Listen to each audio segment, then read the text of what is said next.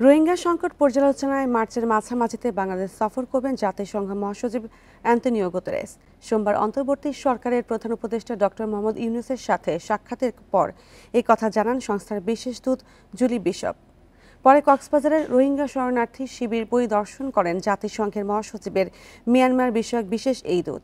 এ সময় শিবিরগুলোতে বিভিন্ন সম্প্রদায়ের নেতা, নারী ও শিশুদের সাথে দেখা করেন তিনি। যুক্তরাষ্ট্র ইউএসআইডিতে তহবিল স্থগিতের পর রোহিঙ্গা শিবিরে এটিই প্রথম কোনো উচ্চ পর্যায়ের কর্মকর্তার আন্তর্জাতিক সফর।